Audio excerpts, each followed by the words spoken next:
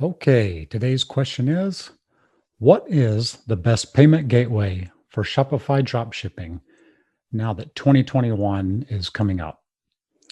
So in this video, I'm going to walk you through all of the new payment gateways that have been added to Shopify this last year, here in 2020, and show you some that will probably work no matter what country you're in. Of course, most people in the United States are going to be using Stripe or PayPal. Those are the most obvious. Of course, if you're using Stripe, the built-in Shopify payment processor, you don't have to pay any extra transaction fees. There are some countries that do not have that option. So let's go through some of those options here in the store. There's one part that I want you to really pay attention to here in a moment. There's a box that I'm going to want you to uncheck. Unchecking this box is very, very important, especially if you like to travel and you like getting reward points on your credit card. So in just a moment, I'll show you this box you need to make sure that you uncheck. So pay very close attention to when I get to that part. So right here I'm logged into the Shopify store and I'm on the admin homepage. And I'm just going to jump in right down here where it says settings. We're looking at in the bottom left corner. Click on settings and you get all of your settings here. What you want to do is look right here where it says payments. So click on payments. That'll open up our new screen here for our payment providers. This is the payment providers and the payment gateways are pretty much the same thing. This is what they call it here, payment providers. And you have the top one right here, which is Shopify Payments. And Shopify, like I said, they use Stripe. So if you use Stripe, you pay your transaction fees based on whatever your plan is. So if you're using Shopify basic plan, you're going to be paying the 2.9% of each transaction. So if you have a customer places an order on your store and the total comes up to $100, for example, you're going to pay 2.9% of that as a transaction fee to Shopify for processing that payment for you.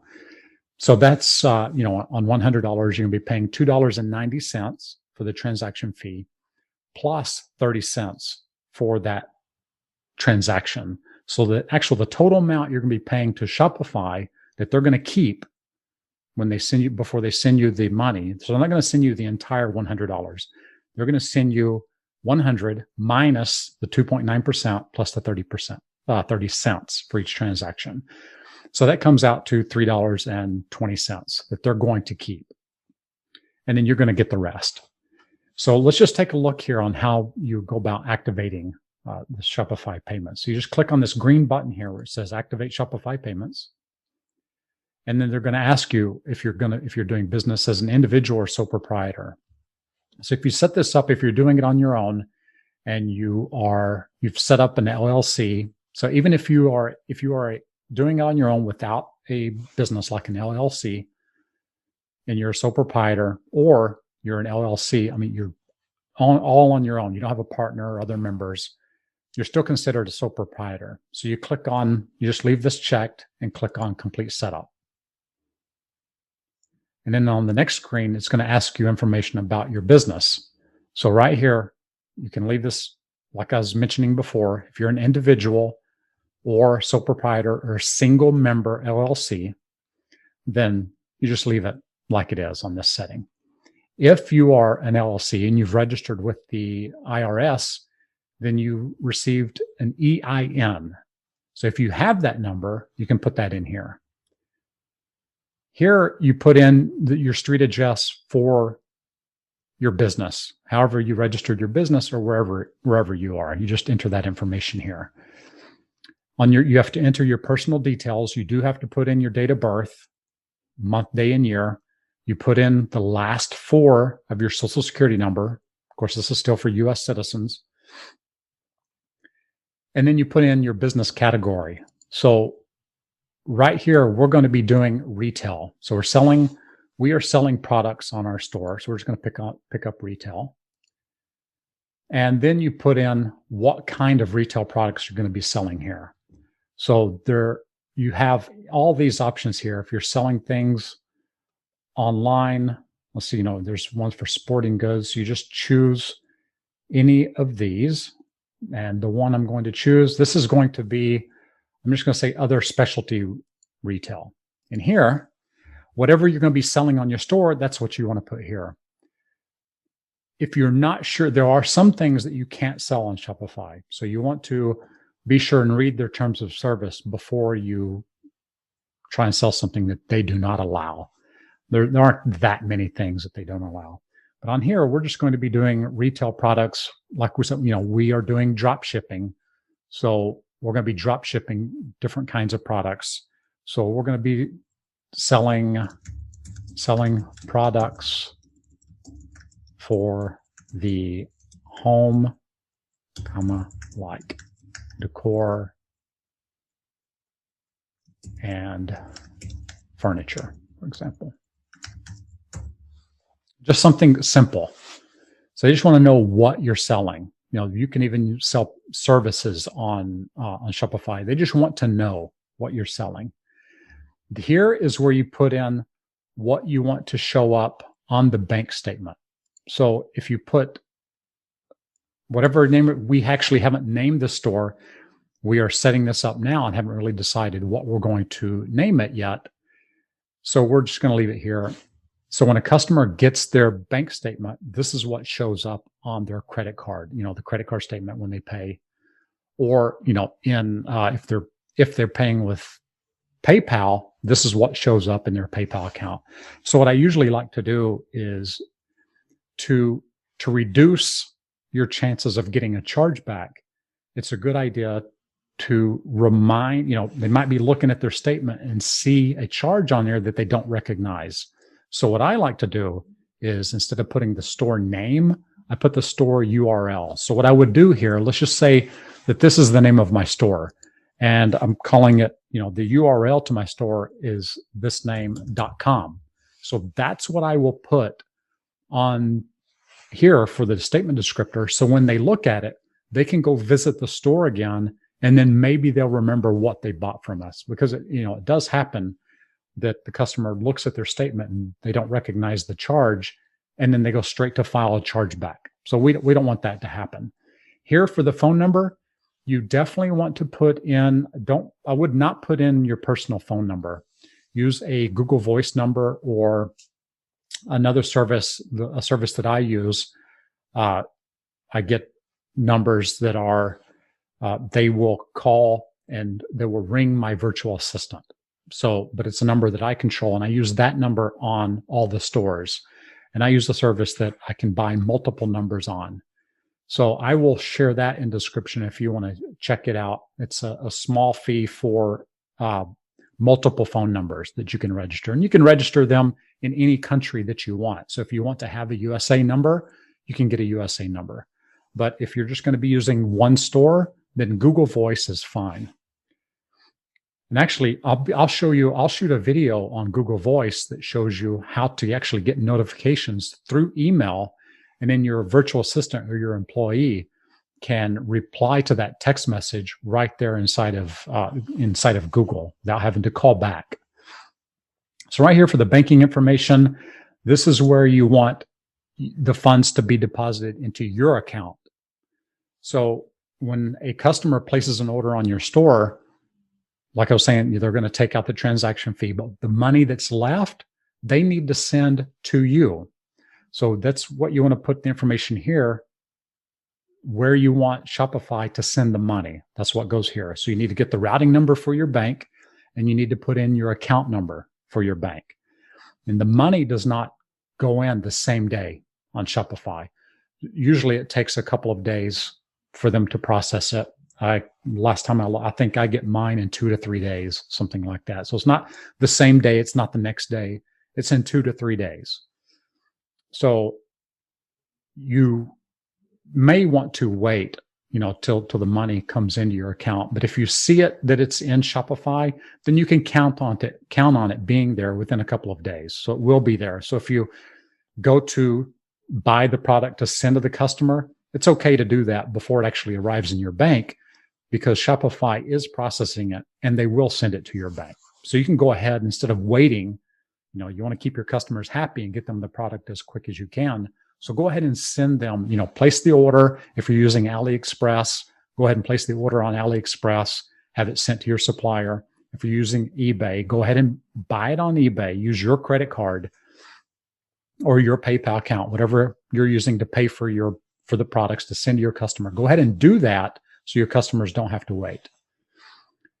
So make sure you put in your routing number, double check this, make sure it's accurate, because otherwise the money will not arrive in your account.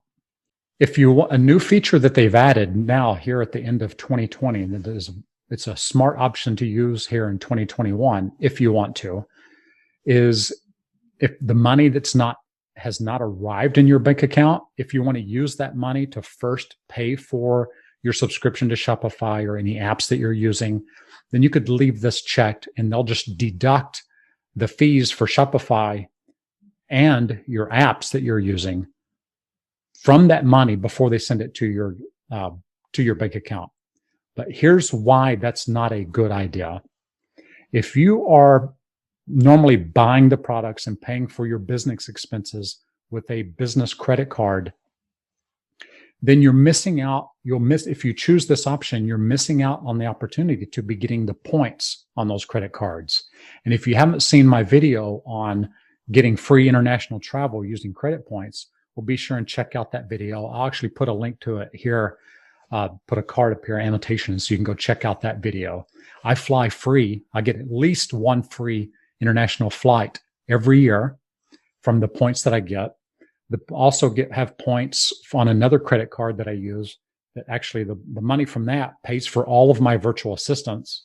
And it's covered just from the reward points that I get. And then I have another card that I use, and it's tied to my personal card. So I transfer all those points over to my personal card, and me and my entire family get free plane flights every year. And we take international travel. One of the great things about drop shipping is, we love to travel, and running a drop shipping store gives us the opportunity to run this business from anywhere in the world that we want to go. We can take vacation whenever we want.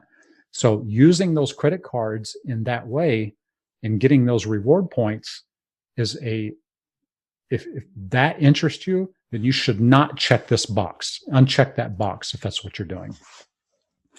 All right, so that is all you have to do to set up if you want to use the Shopify payments.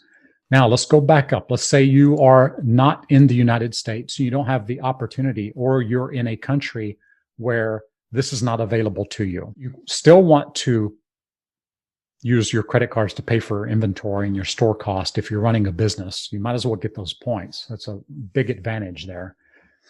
But you can come down here, you can use PayPal, and actually you can use both of these together. So when you use PayPal, you click on PayPal Express Checkout. PayPal is going to pop up, and it's going to ask you to log into PayPal. So I'm not going to click on there because I'm not going to log into PayPal right now. But it's very simple. You click on the button, a window pops up, you log into PayPal, you click on, yes, I want to process payments with PayPal, and it's all set up. So when customers come to your store and you have both of these on, then they have the option to pay with any one of these cards: Visa, MasterCard, Amex, Discover, JCB, and all these others, including Apple Pay and Google Pay, which are nice. In addition to those, if you use PayPal, that also gives them the opportunity to pay with PayPal. In the United States, you can go without PayPal. You can go with PayPal. Some people think that using PayPal increases the number of orders they get on their store. I have experienced on some of my stores that it actually decreases the conversion rate on my store. So you want to test that out if you're in the United States. Depending on the niche, it may not matter. You may not even need to use PayPal. Something you need to know about PayPal is if you're using PayPal, PayPal wants to see that you're putting in your tracking numbers. So you'll want to use an app if you're using PayPal that sends those tracking numbers to PayPal. Otherwise, you'll risk getting a hold on your PayPal account, and you risk, it'll cost you more if you risk chargebacks, right? Because then you have to go in, and every time, that's kind of like a reactive. If you get a chargeback, you go in and put in the tracking number, then you're okay. Another option is to, if you have a virtual assistant or an employee, to have them go in and put in the tracking number on every order. But that's not really feasible. If you're getting 30, 40 orders every day, 100 orders every day, you don't want the VA spending all day long putting in tracking numbers. That's the time that you can get one of these apps that are available that'll import those order numbers or tracking numbers for you automatically. The next option you have is Amazon Pay. So you can allow customers that have an Amazon account, you can allow them to pay using their Amazon account, which is another thing that works in most countries. You can try that out. The reason I do not use Amazon Pay on my store, which is just my choice, my personal choice, is that especially if I am selling products that are available on Amazon, I do not want my customers reminded that they have an Amazon account and they can go look on Amazon and see if they can find the product. If it's a store where I'm selling products that they cannot find them easily on Amazon, then I'll use Amazon Pay. But if it's an item that they can find easily on Amazon and Amazon is priced much lower than me, I do not put Amazon Pay on my store. That's just personal choice. Your next option here is third-party providers. So let's open up third-party providers for a minute. So you have all of these, they keep adding more and more here. So if you've gone in here before and didn't find a payment provider that was available in your country, come in here and check it again and see if it's available. I used to use 2Checkout. Like I've been in internet marketing since 2003.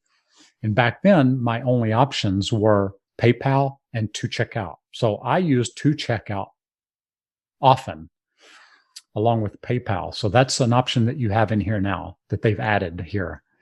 I mean, you can find almost any, there's checkout.com, DigiPay, all these other. First Data USA is another popular one. But look at all these payment providers that you have. Now on these, if you use any of these, there is an extra fee that Shopify charges you if you use any of these. So on top of the transaction fee, you're going to be paying the additional, you could be paying up to 3% more if you use any of these.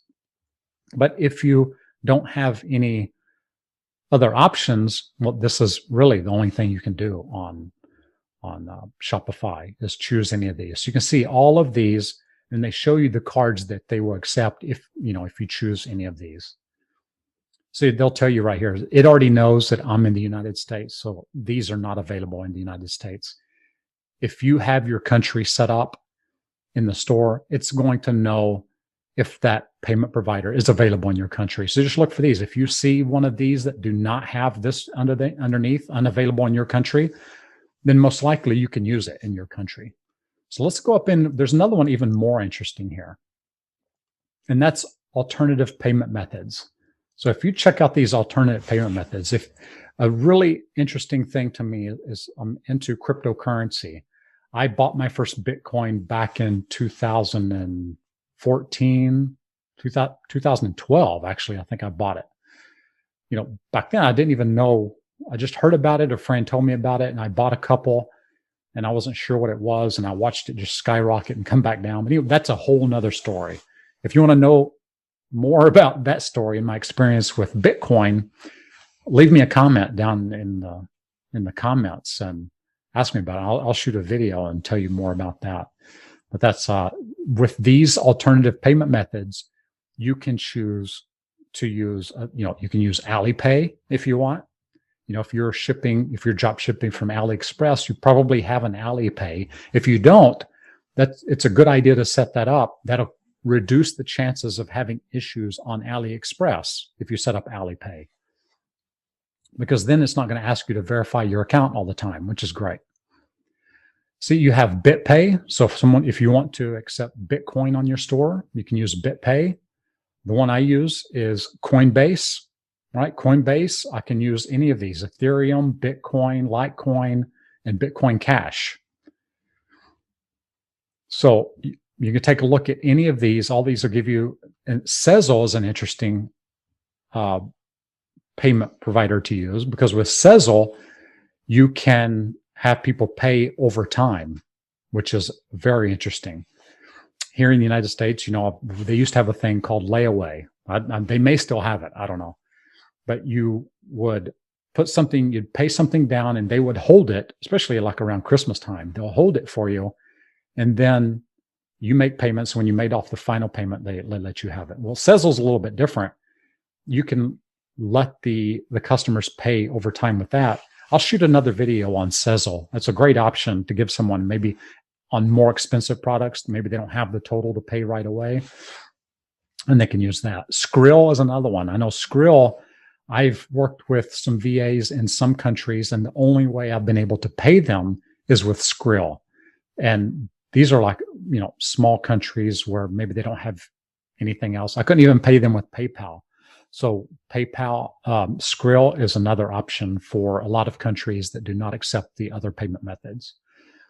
But you can always come in here and check these out. These change. They're adding some regularly. This is a great thing about Shopify, is they're always trying to make it easier for e-commerce customers, people like us, drop shippers like us, to make our business easier. And then the last one is, the manual payment methods.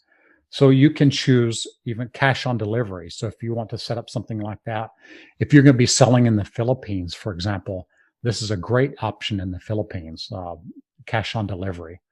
You can take money orders, even bank deposits if you want. I do not use any of these. I only use Bitcoin on some of my stores by using the Coinbase Commerce. I use PayPal on some of my stores, but I use Shopify payments on all of my stores, even because that's the only one that I don't have to pay that extra transaction fee on. And then down here, if you are on a newer store, most of them are going to be default right here. It's going to be set for automatically capture payment on the stores. They just changed this. The default used to be manually capture payment for orders. Make sure that it is set for automatically capture payment for orders.